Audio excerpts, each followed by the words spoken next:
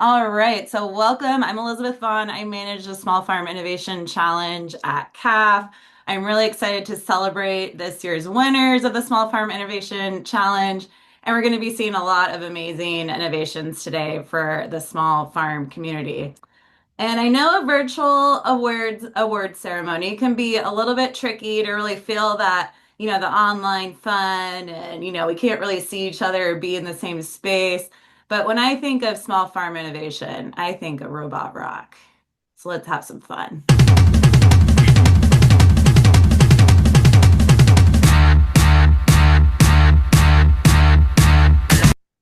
All right, yeah, let's keep the party going. All right, so the Small Farm Innovation Challenge is a part of CAF, and together we're working to empower family farms, healthy land, and thriving local food systems. And this challenge is just one of the many programs that we do at CAF. And just getting us settled here and the whole point of the Innovation Challenge, why are we doing this?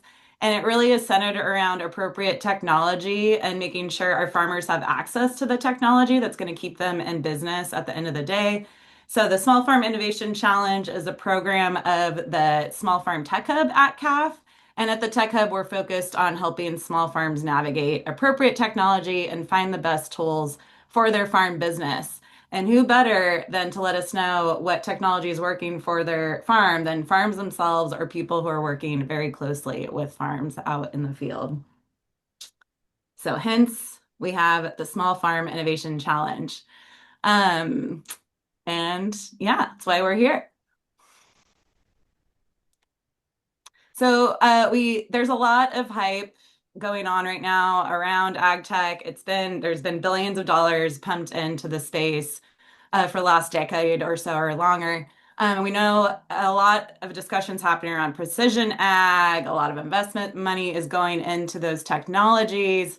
But tools and technology can help farmers improve their efficiency, save labor, connect to their customers. But we don't see a lot of innovations in agriculture today being built for the small guy. A lot of it's going towards large scale production, which is out of reach for most of our small farm operators. This is contributing to ecological degradation, industry consolidation, and coupled with the get bigger, get out ideology that took place several decades ago, it seems that technology has left smaller farms behind, and with all the government investments that's gone in that as well. This has been to the detriment of our rural economies, social equity, and even the health, sustainability, and quality of our food. But with this program, we ask if it has to be this way. Have we forgotten that the vast majority of farmers across California, across the United States, and across the world are small farms who operate often with less than $100,000 in gross sales and are operating on a really small acreage? So we're working to change that narrative to bring us to what is appropriate ad tech and what's going to feed our communities at the end of the day. There's a false dichotomy around technological savvy, big ag, and small farms may be more old-fashioned. We think of subsistence farmers, but it's a myth. We know small farms seek out helpful technology every day, but as with any small business, they have to be really smart about what they adopt and making sure that return on the investment is going to help them. So if anything, they are more innovative because they're figuring out how to make things happen on a bootstrap budget. They're reaching out to their community to try to figure out what other innovation is taking place. And we know that innovation takes place in someone's barn, not necessarily in Silicon Valley. Um, so we're here to celebrate the farmers who have taken this on and have developed innovations that work for them, and we're really excited. So the purpose of this challenge, we look to empower farmers to steer the tech innovation space and their close allies and the stakeholders that are working with small farms. We want to show the importance of investing in our small farm community to the industry at large and help shape the narrative and change it. So many people connected to farming are innovators in their own right, and they may not even know it, or they may be unsure of how to share their innovations with others.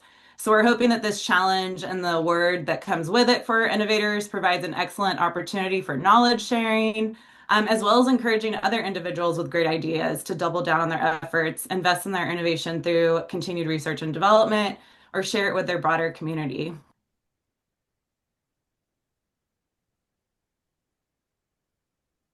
And I think this challenge is just getting more and more important every year, especially with the advancements of AI and with the next wave of wealth extraction through data collection.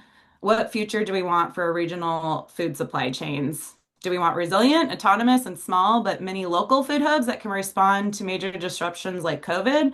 Or do we want increased consolidation that also increases the risk of dependency on larger systems? And technology doesn't need to just be a tool for efficiency, but creating the ag communities that we want.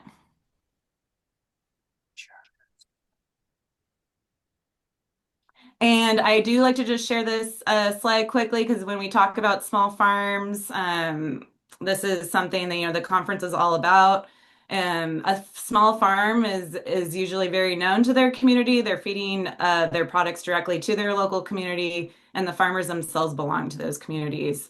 And their profits tend to stay in the community as well. So we know there's a wide range of small farmers out there, depending on if they're ranchers, if they have an orchard, if they have a small diversified vegetable garden. But these are the people that this competition is serving. So now we're in our sixth year with the Innovation Challenge, really exciting. And many of our highlighted awardees span across multiple categories. We have five winners that we'll be highlighting. And for this year, we added kind of a new category to spotlight, but we have social innovations. And our first innovation that's going to be highlighted is a reflection of that. And we want to lift this up this year because we see that innovations can be as much as an improved process compared to a manufactured gadget or some production hardware. So we're excited to see more innovations that help improve social dynamics, how farmers are working with each other or across industry. So we're excited to lift up that winner with you today. And I can't go too much longer without thanking all of our judges who helped make this year's Innovation Challenge possible. We had 11 people serving on our selection committee, and it took a lot of time and dedication to review and provide feedback on all the innovations. So I just want to thank them.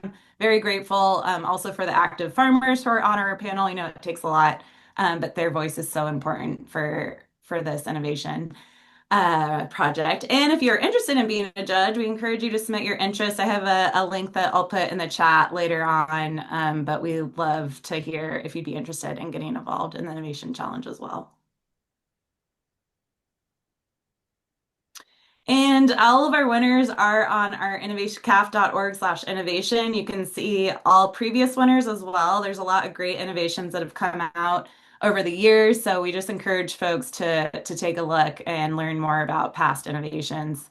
And for this year, as I mentioned, we have five awardees. Sometimes the number varies from year to year.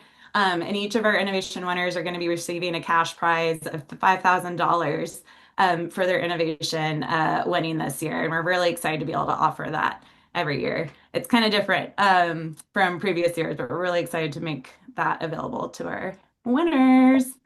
So now it is time. I am so thrilled to highlight and share with you our winners for this year's Innovation Challenge. I'm going to be handing over the mic to each one in order, and they're going to present on their innovation for about 10 minutes or so. And then if folks have any questions or thoughts that are coming up or things you want to share, please put them in the chat, put them in the Q&A, and we're going to have time at the end to have a discussion with our winners, to celebrate their innovations, and to have a chance to interact with you audience members. So we'll be hearing from our first Innovation Challenge winner in a second.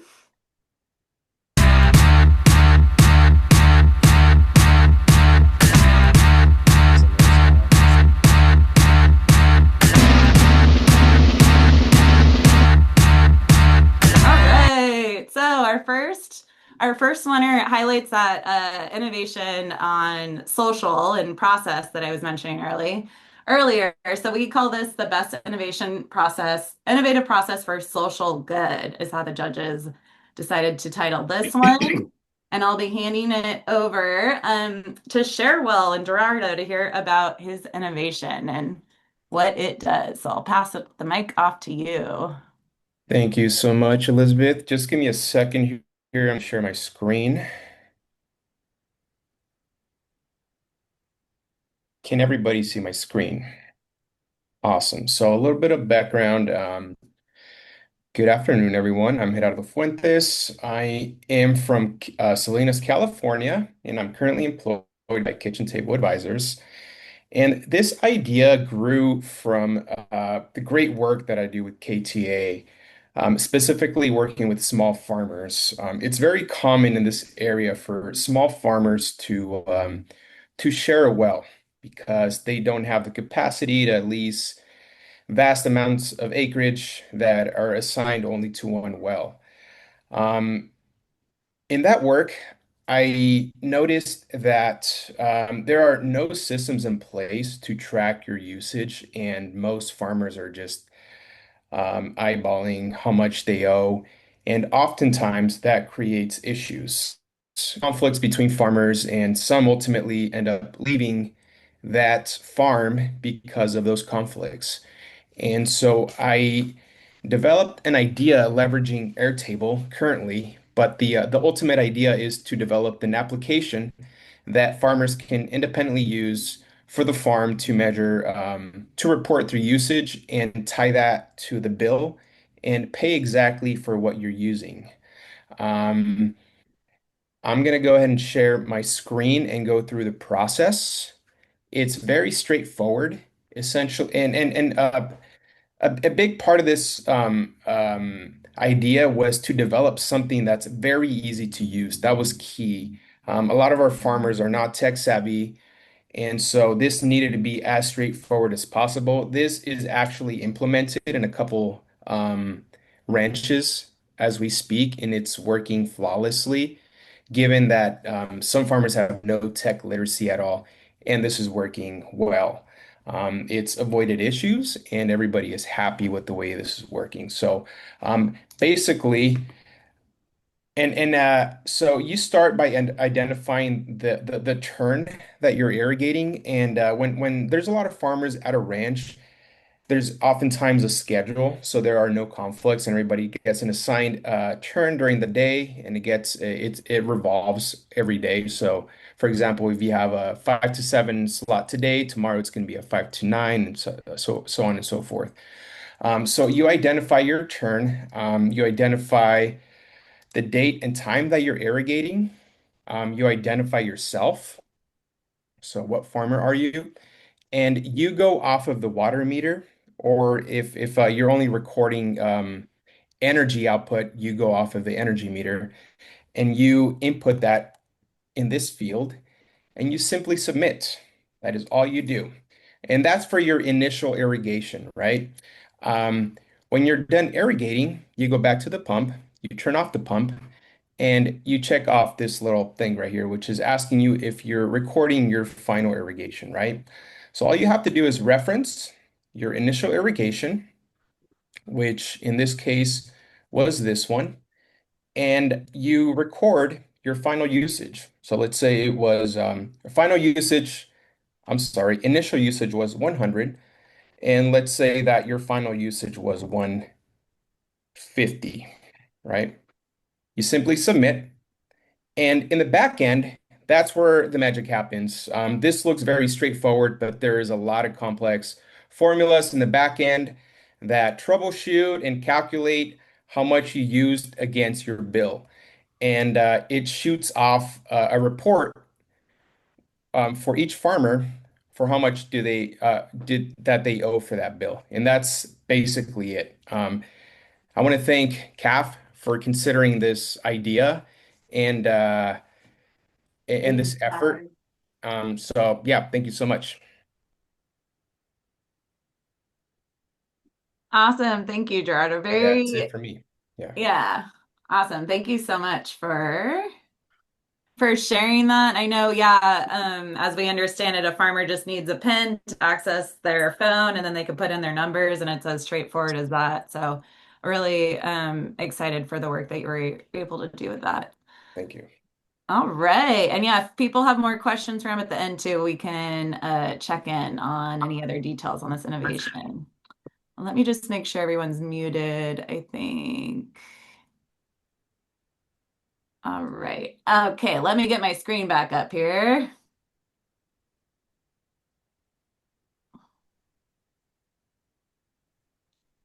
Give me a second.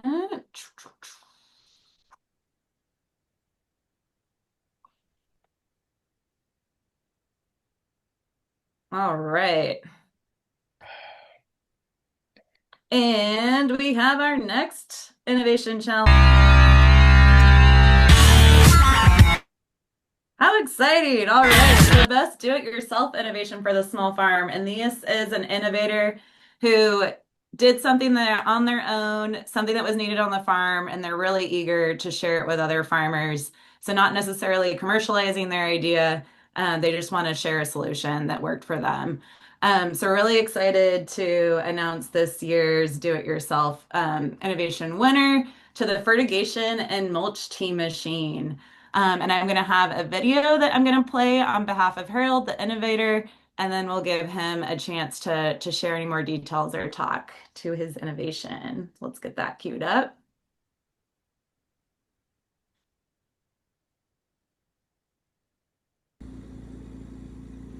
Hello, my name is Harold Stewart. I have Stewart's Avocados in Fallbrook and in Temecula, California. I also grow flowers in Riverside County with CH&H Farms. This is my do-it-yourself mulch tea machine and fertigation machine. What this machine consists of is an air blower hooked up with regular PVC piping, 1.25 inches. It's tied into a tractor air filter with a vacuum gauge that shows if the filter needs cleaned or not. It helps prevent any inorganics, pollen, different things that you may not want in your mulch tea formula or your fertigation. This center pipe here is for adding in a brew tank, which is right here, that you can put in compost, different kinds of fertilizer that you want in a mesh container. This is all off the shelf. It's a Brew Boss. They use this in brewing of beer. The material that this has on it is called Unistrut, this item right here. That you can get at any Home Depot or Lowe's, and that allows you to build the framework for the mulch tea machine to hang the brew tank off of. In my other video, it's operational, so you can see how everything works. But in this demonstration, I'm just showing you how it kind of all goes together. This basket, brew basket, compresses as you put the compost in, and I drilled holes in this Schedule 80 pipe to hang it off of, and it allows you to hang this basket inside the unit and hook it up to air, which you can control so it doesn't go anaerobic. This in turn has a barbecue or a fire pit, square fire pit stainless steel grate at the bottom to pump air through this tube here, and that keeps everything aerated. This is a regular tote that a lot of people get fertilizer in that is repurposed for that process to hold the whatever it is you're putting in here. I can put in 2 bags of 50-pound gypsum and instantly fertigate it through my fertigation station. And at the fertigation station, which is pretty important, I have filters in addition to the pipe that goes into the fertigation tank and hooks up to the Venturi down here, which I have another tank hooked up to right now. The Venturi siphons the product into the system without any electric motors. It uses pressure differential by these 2 valves and siphons it through the system, and it adds an extra element of oxygen, which helps with phytophthora, especially in avocado groves. Helps oxygenate the soil a little more than just regular watering. And it even works with the micro sprinklers even though it's being ejected out and not dripped, there's still, if you put the water under a microscope, an extra element of oxygen in there. It's just not bound to the hydrogen, which is very healthy for the trees. When I first started using this, I was able to reduce my fertilization use immensely. I use organic fish emulsion right here, OMRI certified, and I put about a 5-gallon drum into the 250-gallon tote approximately, and then I fertigate about 250 trees depending on the station. If you have any questions, feel free to email me at hsgc777@gmail.com, and I'll be more than happy to show you how this is, how you can purchase the items should be connected to the link. And if you have any questions on how to use this and the benefits of it, I appreciate it. Thank you again.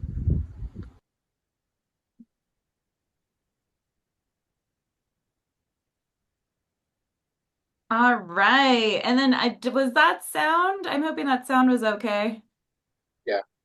Okay, good. I saw someone in the chat. So just double checking that video came through. Okay, awesome. And then Harold, yeah, I'd love to hear a little bit from you on what led you to building your own equipment. And then again, like you mentioned, we will be sharing how to build this yourself with others who are interested, and we'll be working with Harold to put together a sheet to share with everyone. But yeah, do you mind sharing more, Harold? Sure, definitely. And first, I want to say thank you to you and CAFF for choosing me for the do-it-yourself innovation this year. I really appreciate it. What led me to do this system is the first year I went into business, I had to buy fertilizer, by the pallets, a ton of fertilizer. I'm talking, oh gosh, probably, I think it was like 7,000 pounds of fertilizer. And then it had to be all hand applied to 2,900 trees up and down cliffs. The cost of it was really exorbitant. And I started looking at, the effects of the fertilizer, even though it was OMRI fertilizer, putting down fertilizer where the nitrates aren't instantly, uptaken.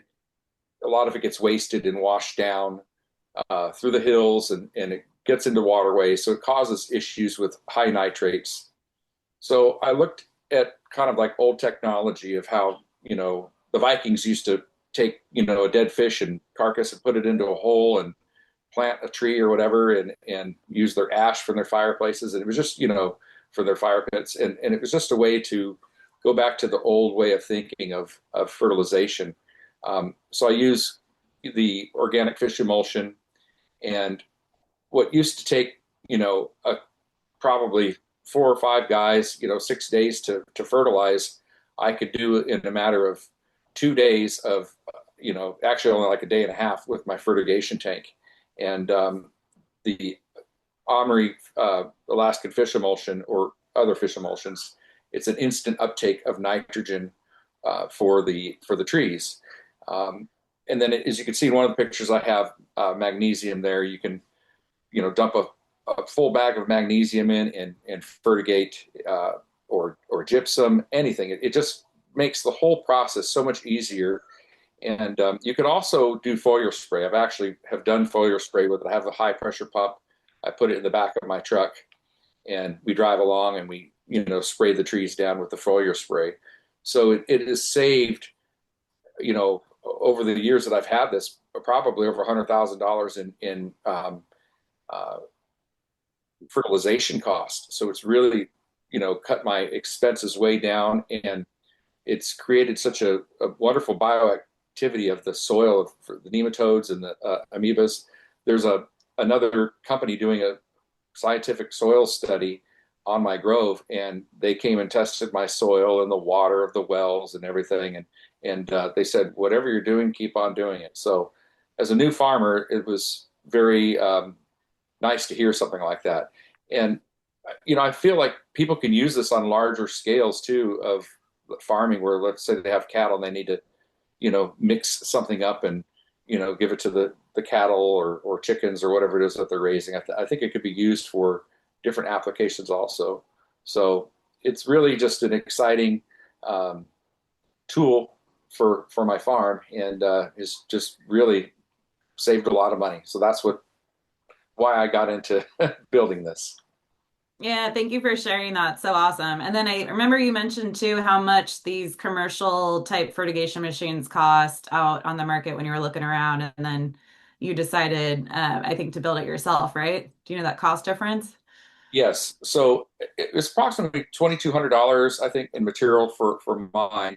And the commercial ones, they use more of like an air pump that just bubbles. It doesn't have a good rolling boil like mine does.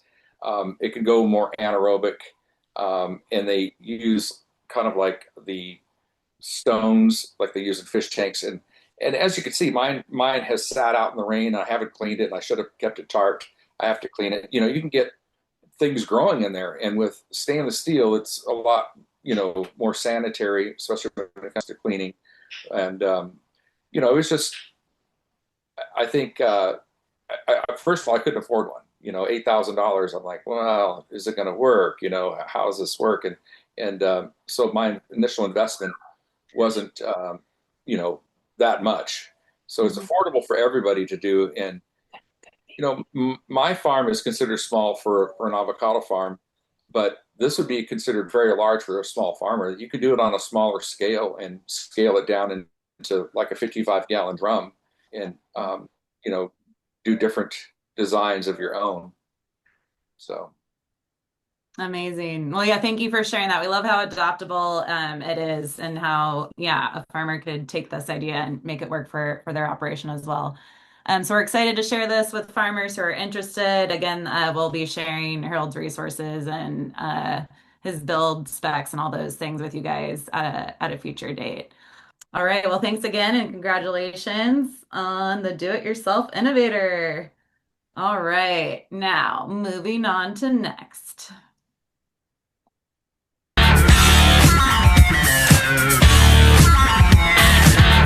All right, the best hardware this year. Who won? It was a precision farming rover presented to Katie Bradford at Rotate 8, and I'm now going to hand it over to Katie to hear more about what is the Rotate 8 and how is it helping small farms. Thank you, Elizabeth. Hi, everyone. I'm Katie with Rotate 8. Apologies if it's a little loud here. I'm sort of in a barn/machine shop, so hopefully that doesn't spill over to the audio too much. This is where I have Wi-Fi. So yeah, I've been working on farms for a number of years, and especially like small scale farms, and kind of looking at, similar to what Elizabeth was talking about, kind of seeing how a lot of technology that's out there right now is benefiting like large scale farms, and how we can kind of take some of the aspects of automation and hardware that have been going into those things, and scale it down to be appropriate and to be appropriately priced, most importantly for small farms. So I'm just going to share my screen here. Okay. And so this is the Rotate 8 Precision Farming Rover, which is an affordable, modular, and repairable electric tractor appropriate for small scale and biodiverse farms. So this is some examples. It's a solar powered system. It's extremely modular. So this is a video of some of the operation modes. So this is a tool that's a compost spreader we've attached to it. These are some other examples of tools we've connected. It has a 3-point hitch, which is really easy to on tools that you already have, so we don't make new tools. They're just tools that already exist. You can use scales.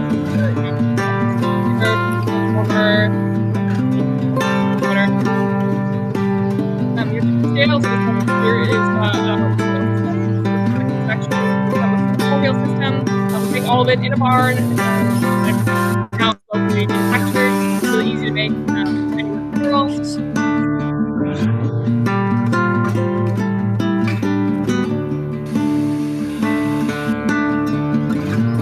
is my favorite uses to feed our chickens on the farm that I live on.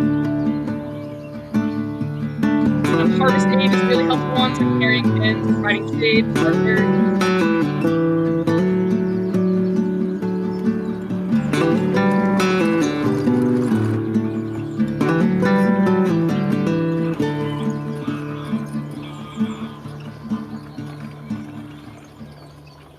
that's a nice little example of some of the things that we do with the system. Our solution is capable of helping with things like soil prep, seeding, cultivation, harvest aid. It's really accessible, so we're going for ultra low cost by making everything, again, in-house in a barn, easy to manufacture anywhere in the world, which also lends itself to the right to repair. So, if you have something on your system that you need to modify for your own needs, or you need to repair it if it breaks, you can do so. So we open source all of our mechanical designs, so it's really easy for any farmer to kind of make it themselves and fix it themselves and modify it themselves. The system is completely solar powered, so it doesn't actually even require batteries. And because it's so lightweight, it also reduces soil compaction against things like diesel tractors. And you can enable precision application of water, pesticides, fertilizer. We got a lot of questions in our kind of feedback about how the autonomy works. So we decided to really go the simplest possible route for autonomy to keep it low cost, simple for any farmer to use.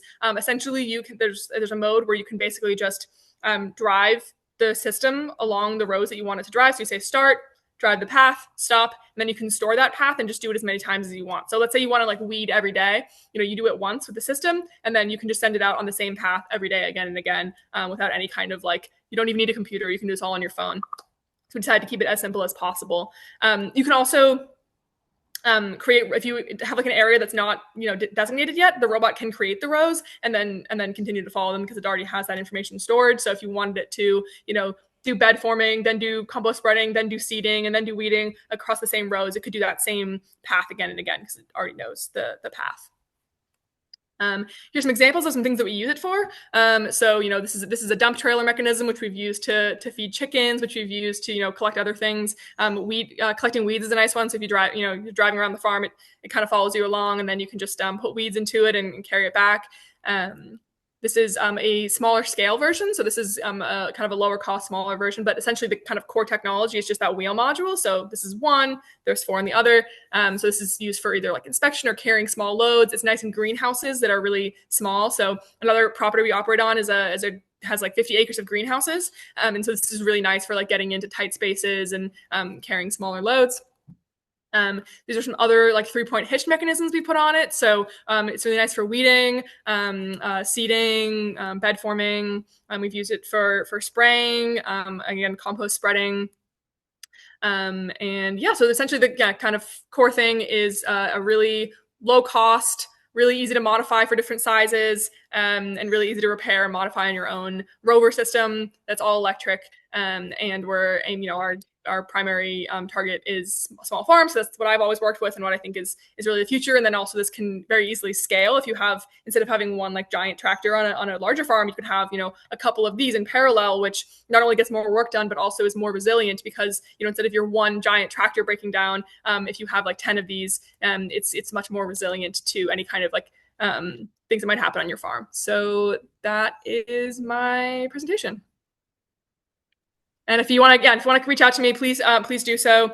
info@rotate8.com. My name is Katie Bradford, so you can email me right away. I got some questions in the. You couldn't hear me because the music was too loud? Yeah, it overpowered your audio a little bit, but I think we heard some of the things. But yeah, if you want to you went through your presentation, you have more time. So if you want to answer some of the questions. Yeah, I'd love to answer some of the questions. So how do you operate this? So I think I gave an overview of the autonomous mode, which is when you just start and stop and drive it around. But there is an option as well for manual driving. So in one part of the video, there's like a seat and a steering wheel. So you can just operate it as like a normal electric tractor if you don't want to operate it autonomously. And actually because of how low cost the system is, it's actually totally feasible to just use it for that. How much does it cost to build? So we sell the 4-wheel system with the solar panels and everything all together, including autonomy, for $10,000, which is way less than anything else in the market right now. And can it mow? Yes, you can attach a mower to it. So you can really attach anything that you kind of already have. And we're working on a PTO option. But one thing we've done to mow with it is we just basically attach an existing like diesel mower, either to our 3-point hitch directly to the platform, and then just kind of run that separately. So yeah, you can basically attach kind of whatever. The whole thing is built out of 2-inch aluminum tubing, so the same thing you probably use to build toolbars on your tractor. So it's really easy to kind of just like slide things around and make space for whatever like tools you already have, and then the 3-point hitch can like raise and lower implements for anything that you need to to do that for. So yeah, it's pretty modular in that way, which has been really exciting because the farm that I live on and work on, we have like mixed veg, we have animals, we have orchards, kind of like everything. So it's been really exciting to use it for like all these different applications and see how it can come in handy in these like vastly different applications. Change the world, kid. Awesome. Thank you for sharing that, Katie. And I think just to help visualize it a bit better too with like our, the Roomba vacuum cleaners, like are you talking about opening your phone and just saying like go do row 8 and then it like goes? Yeah, Is that how exactly. it works? Yeah. Yeah. And then the thing I really like about it is it doesn't need like a lot of intelligence. So like a lot of these systems that are like, highly autonomous systems, they have a lot of sensors, which makes it really expensive. And so what we do instead is we just say, hey, you're just gonna tell it where it can go, and then it's gonna go exactly there. And so it's not gonna be like intelligently figuring out like, okay, where are the crops, where are these things? It's just doing what you tell it to do, which is the simplest possible way to implement autonomy, which keeps it inexpensive and also doesn't have a lot of like costly sensors. When the sensors break, you have to replace them. It just gets to be a lot. With no batteries, does it work when the sun shines? Yes, it works when the sun shines, just like we do. So if you don't have any batteries in the system, it basically wakes up when the sun comes out, and then intelligently kind of modulates its power depending on how much sun you have. So if it's really cloudy out, it drives a little slower, but because it's autonomous, it doesn't really matter. You can just weed a little slower, but it's doing it all autonomously, so you don't have to worry about it.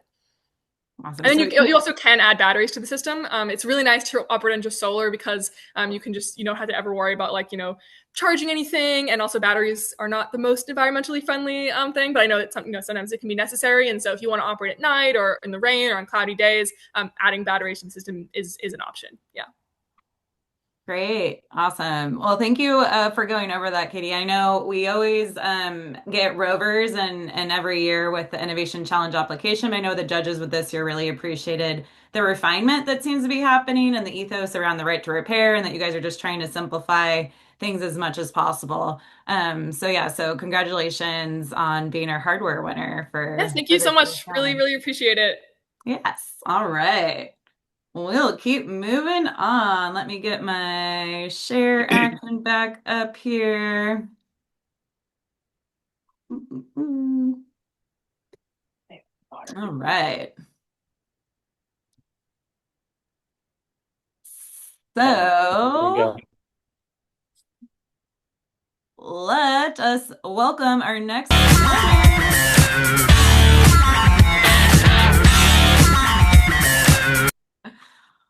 Oh, nothing like Robot Rock to celebrate autonomous rovers and awesome mechanical tools. All right, so we have a new title for this year with our best mechanical tool, which is going to the 4-row strip tiller, and I'm really excited for Andrew to explain more about their 4-row strip tiller and how they're different than the market. And Andrew, I can advance the slides for you on your behalf if you want to come off mute. You can start talking when you're ready. Hey, if I can find mute here. Hold on a second. Oh yeah, you're off mute. You sound good. Okay. I'm not seeing. Do you have something up now, or? Yes, your first slide is up. Sorry if you can't see it, and I can maybe help navigate Oh, there we go. that. Great. So yeah, my name is Andrew Woodruff, and I'm a regenerative consultant for Island Grown Initiative, which is a nonprofit on the island of Martha's Vineyard that has a mission with food equity and education. And in 2019, they hired me to try to come up with a plan to basically implement a regenerative practice for their farm.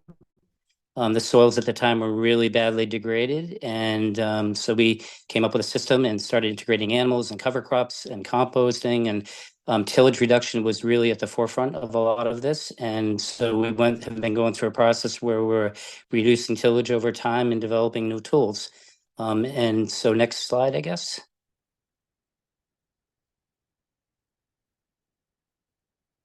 Oh, can I hear you? Are you there? Oh no. Did I Yeah, lose you? no, sorry. I got you on the right slide Okay. now. Sorry about that. Okay, this is what I thought we were doing. Oh, here we go. Okay, so traditionally, strip tillers are used on larger farms, soybean, corn farms, most often. This slide in the upper left is the one that we developed in 2023 with the American Farmland Trust grant. And what it is, it's just a very modular system where we can do 1 to 4 rows. It's lighter weight. It goes on smaller tractors. We can swap out different shanks and coulters. And the only problem we were having is it was working great, but we needed to advance the system a little. And so what we've come up with is a new system for the clamping, and just to make things easier, more modular. And that's what we applied for through this grant.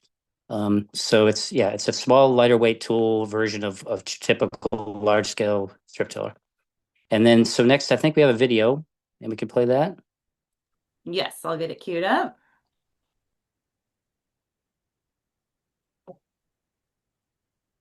So I'm Andrew Woodruff. I'm the regenerative consultant here at Island Grown Initiative. And we're going to talk about the third iteration of our strip tiller here that's going into our 4th year on the farm.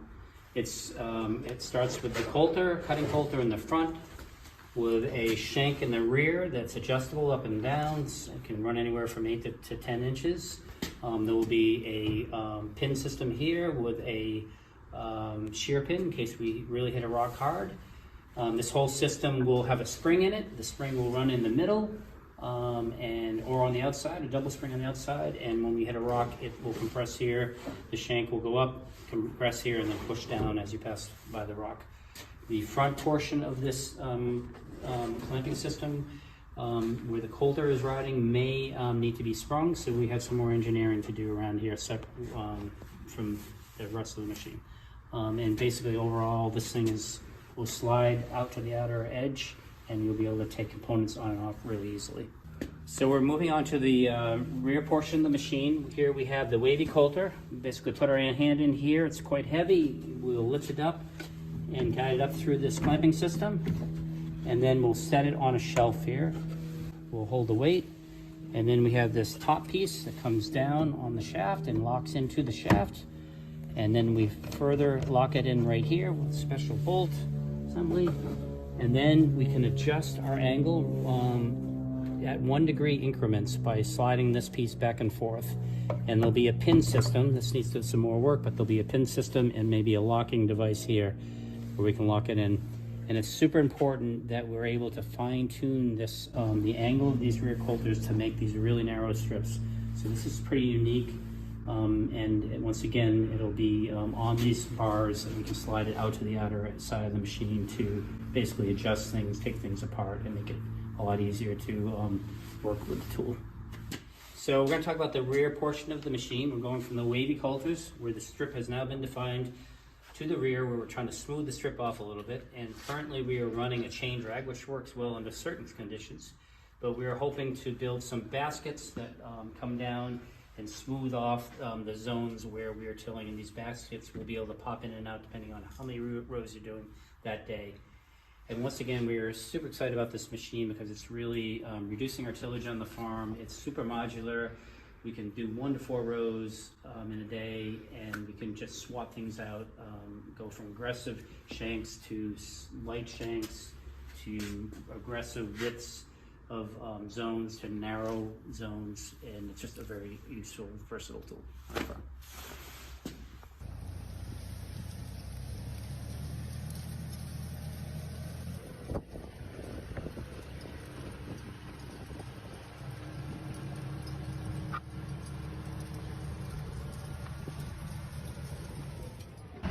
So we have 2 different shanks on the machine right now. This one's more aggressive, this is less aggressive. This is a nice narrow little rip. The sod is only disturbing about 4 inches wide. You can see how easy it is to dig down in there. Get a plant in the ground. We have other tools for doing that. This is a wider rip, which is definitely a bit wider and loose and serves a little more so. But generally speaking, all this clover will come back nicely. We prefer the narrower rip. This is one of the many things we do with this tool here on the farm.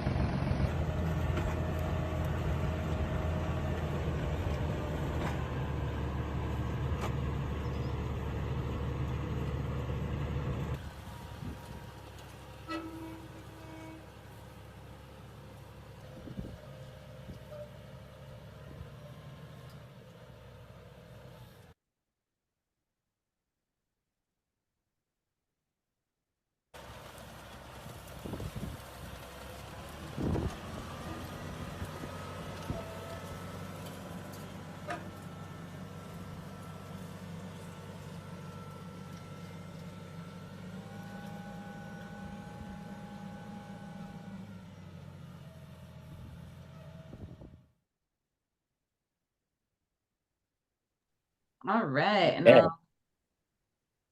Sorry about the poor video there. I forgot that technologically, yeah, it's not the right match there. So that was supposed to be different. But so yeah, just real quickly, I'm going to show a couple quick slides here. To the left here, we are strip tilling into perennial Dutch white clover, and we're making this little 4-inch strip into the clover where we'll be planting you can see the Brussels sprouts on the right here that we planted into the living clover or the clover living mulch.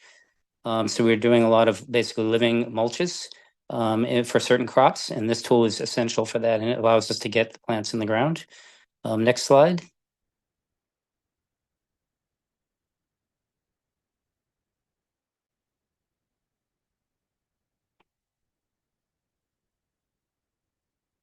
I'm not seeing. a little louder. Yeah. So we have the rolled and crimped, the photos still of the Yeah. strip tilling. Yeah. Okay, I can see them now. So yeah, so this is a heavy residue system here. And we've basically tarped a cover crop, rolled it, and then pulled the tarp off, and then we're strip tilling into the heavy residue. And then on the right, you can just see some really beautiful brassicas that basically there was zero tractor cultivation in that crop right there. So major improvements in soil health. Next. Mhm.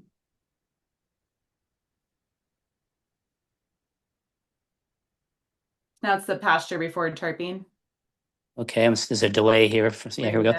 go. Okay, so here, this is pretty amazing. It's the first time we've tried this. We rotate animals through our system, and this was in pasture for 2 years. And this year we strip tilled right into the pasture, and then we tarped it for 4 to 6 weeks to kill the sod. And then we had the absolutely the most amazing crop of broccoli we've ever grown on the farm with zero cultivation. Nice.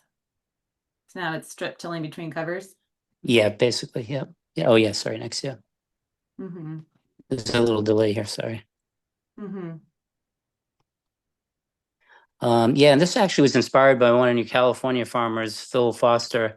I got some ideas from him, and so we were basically strip tilling between cover crops, letting them somewhat mature, and then we were basically rolling them and tarping them, killing the cover crop, and then we were able to go in and directly see carrots and beets in these strips.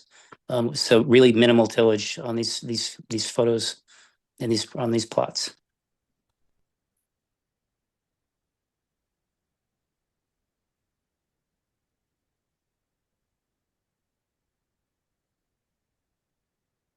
I know it's 4 lines and heavy residue photo, is that?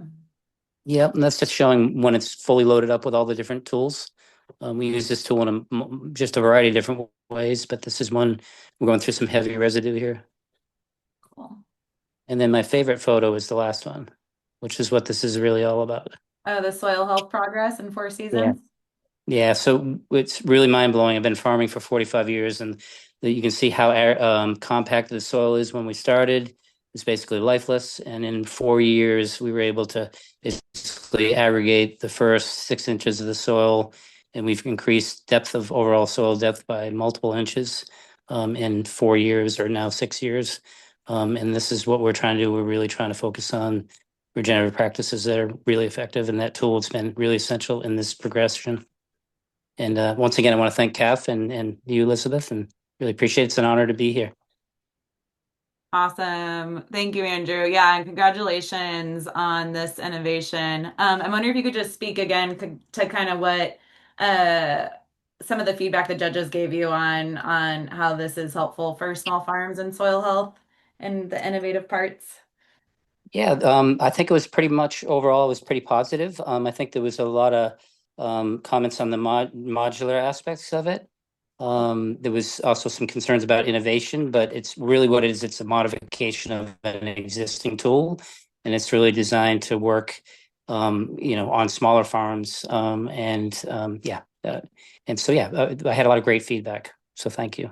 Yeah, thanks for sharing that. I just wanted to point that out because we find a lot, an innovation doesn't need to win to necessarily be, the new hot and trendy thing. Oftentimes it can be a refinement to an existing system or solution that has been working, but still needs some refinement to better serve small farms and different size operations and for different, yeah, all the different farms that are out there. So appreciating you for sharing this and submitting it to this year's innovation. Congrats again. Thank you. All right, now moving on. Who needs more robot rock?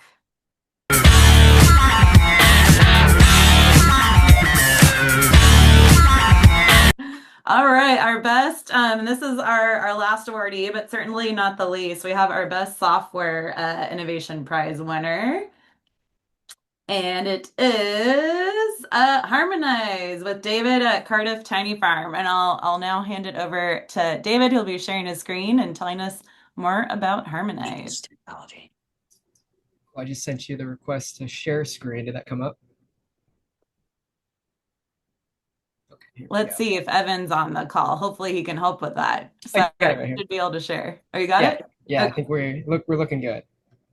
So yeah, hello everybody. My name's David. As Elizabeth mentioned, I run a super small scale farm here in North County, San Diego, called Cardiff Tiny Farm.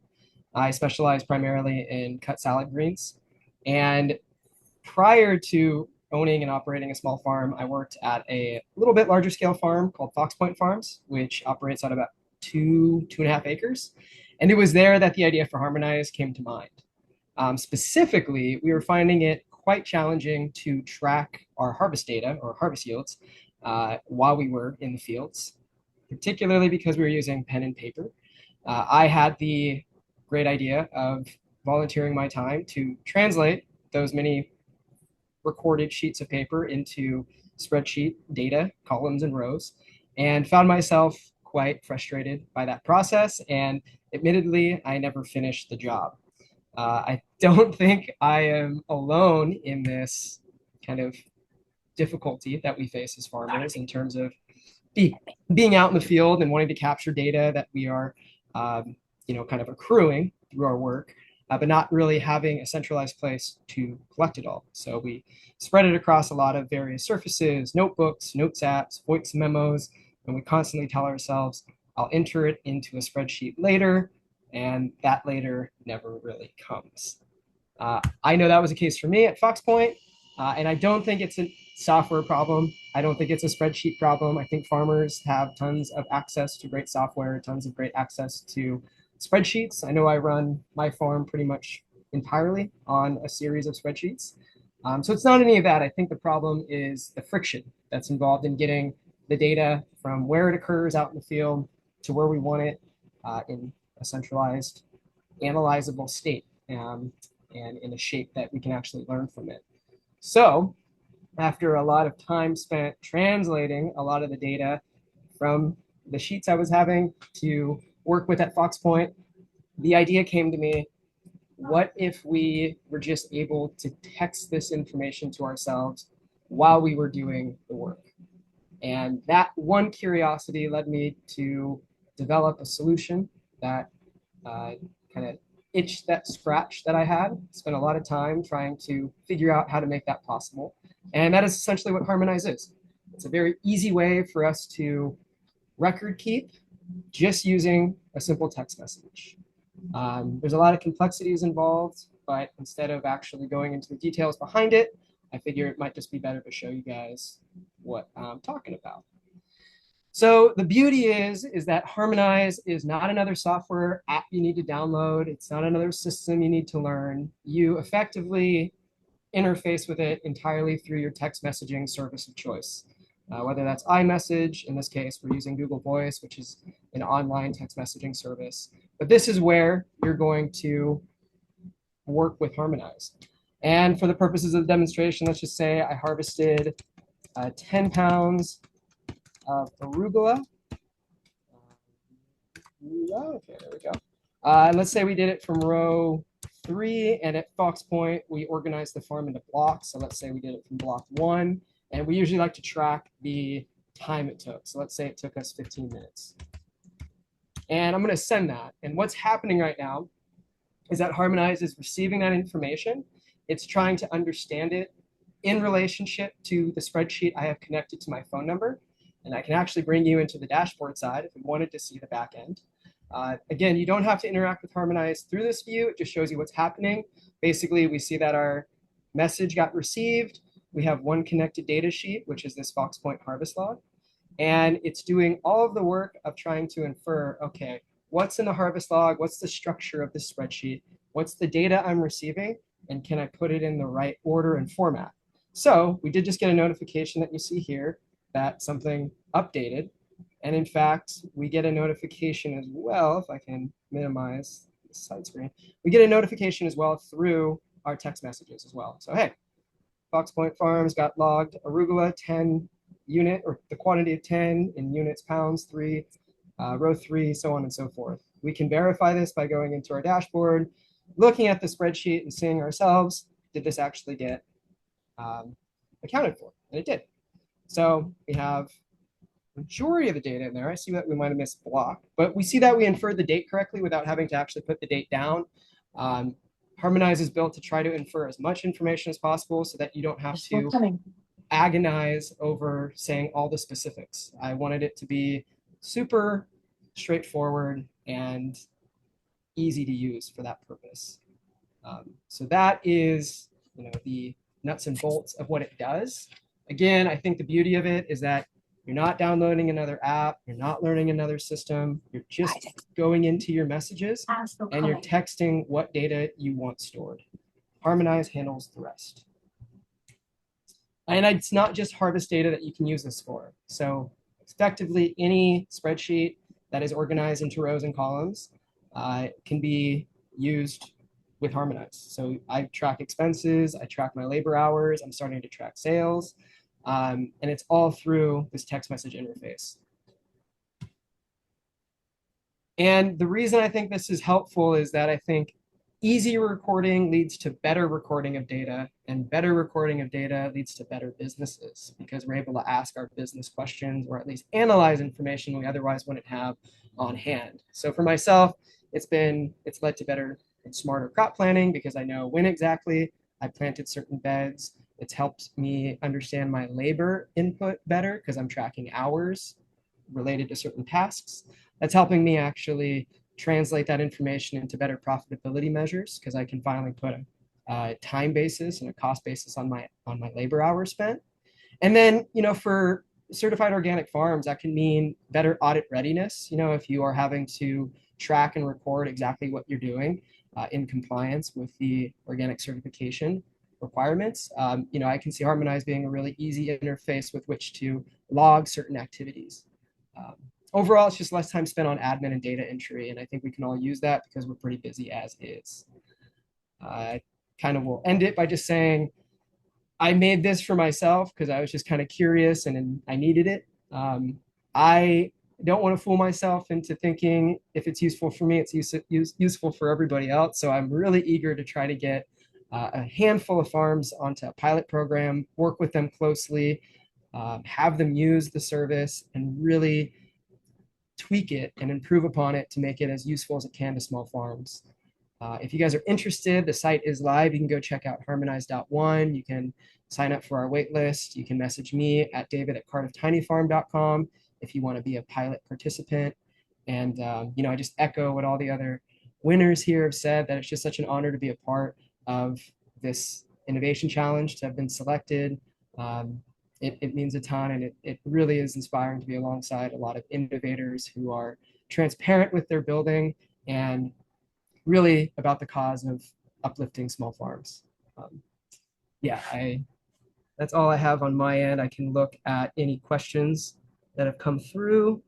Looks like we're good on questions, but that's what I got. Thank you, David. And yeah, congratulations again on winning. We technically had like two softwares, but Sharewell as well, the first innovation that went. And I like that you two are sandwiching the other awardees because what you just said, there's a lot of friction in the software world, and that itself needs ways of navigating and solving. You guys both came up with creative ways of doing that. So appreciating you, both of you guys for sharing, and all of our winners for sharing their innovations this year with everyone. We have some time for Q&A with the audience. So if anyone has questions, please feel free to put those in the chat or in the Q&A box and we can get to them. But I know one question that we tend to ask is, do you have plans for the cash prize? What's next as an innovator?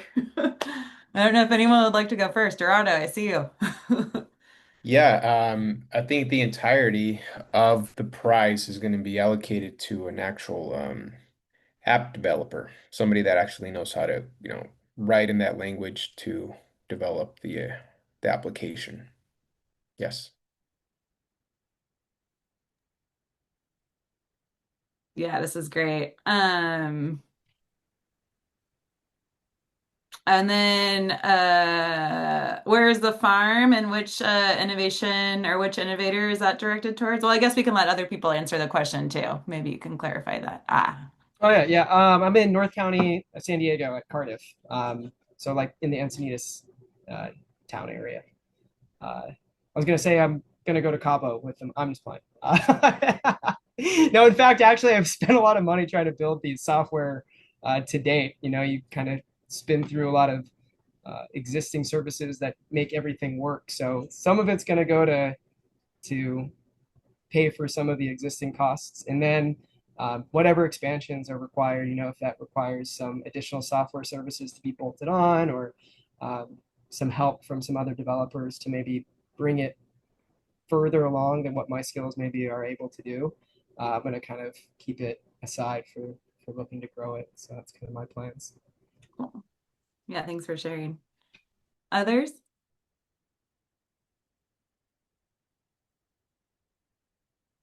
We're working towards more deployments, so this will be helpful for our staff and for hardware for actually building these systems to deploy more robots and get more feedback and keep integrating the great input that we're getting from farmers as we continue to deploy our systems. Cool. Awesome. Thank you. I'd like to say that I would use the money to look at other ideas. Looking at everyone else's inventions is really inspiring, and it's something to look forward to as a farmer. To look at different ways that you can increase production or heal the soil. I think all those things and the applications like everybody has to keep track of records. This is great. I think this is just wonderful that you guys are doing this, and hopefully I can come up with some great idea for the next challenge. Thank you again. Thanks, Harold. I know there was interest in making a really quality tutorial video with you too. So we'll be in touch if that opportunity comes up so we can share that with a wider network. Andrew, you got anything to share? Sure, yeah. Well, I just spoke with my welder today, and I had a meeting with my son, who's a mechanical engineer in Colorado a couple days ago. So we're kind of ready to take this to the next level. And the ultimate goal with this is to just make it so it's user friendly for the staff on the farm. Right now, I'm the only one that can really get this thing to work properly. And so the goal right now is to make it so it's basically user friendly for the staff members of the farm, and we're ready to start welding and buying steel and going for it and have it ready for spring. And the new clamping system will make all the difference. That's the focus is on the clamping system. That's where we were having problems before. So I'm very excited about that. So thank Awesome. you for your support. Yeah, Yeah. I love that you already had your family team meeting. That's great. yeah, yeah. Good job. And I see David's answering a question around the different languages for Harmonize. So thanks for answering that. And yeah, I guess there's the for as a panelist too, do you guys have any questions for each other?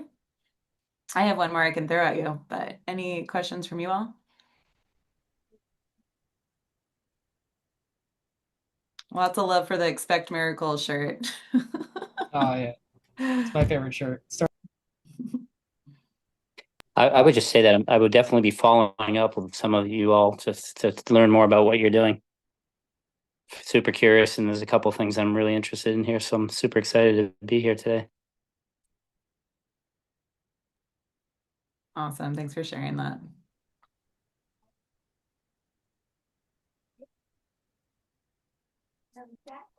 All right. Well, I can get back to just close things up here. I know we just have a few minutes left, but there's any other questions from the audience or from each other, please just chime in and let me know.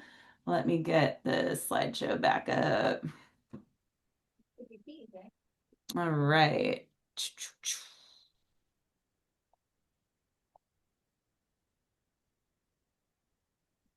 So yes, I always like to share this with folks because we always this is a very it's a cool challenge to be a part of. So if you are interested in being a judge, we always usually actually invite previous winners to often serve, especially our active farmers.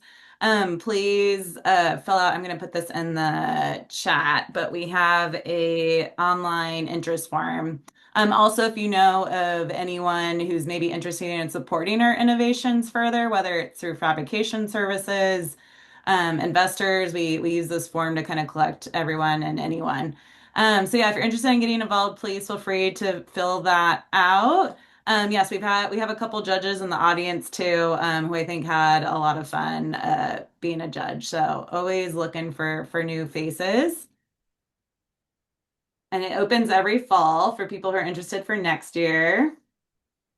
And then also just a quick note on some other resources that the Small Farm Tech Hub provides. So these are other events featuring appropriate technology, trying to increase access to appropriate technology across the small farm community.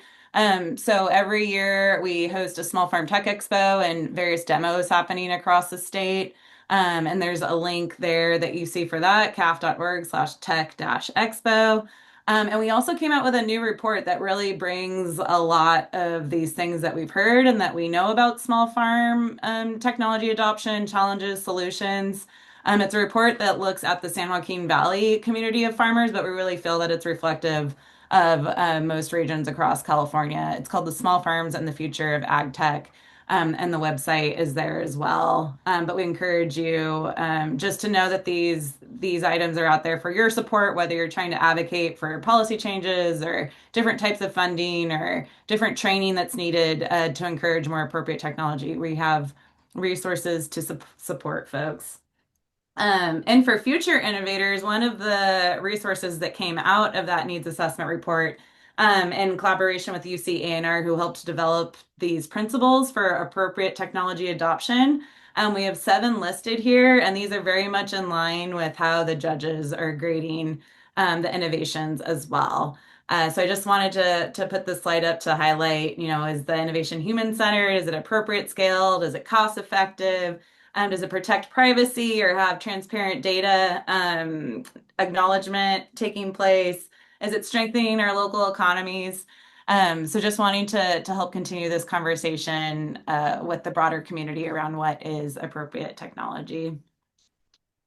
And congratulations again to our winners. Are so thrilled, and for all the attendees too for sticking it out this last session of today's conference sessions. We know it's late, and we appreciate everyone for helping to celebrate our winners.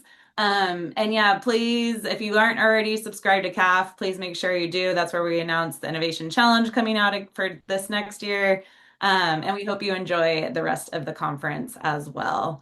So thank you again to our winners, and thank you for all the attendees, and thank you for trying to solve the latest challenges for our small farm community.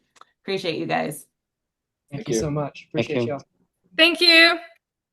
Yeah, and then I think Evan's gonna close us out, or maybe I'll just play Robot Rock. Do it. Should I? Evan could take over.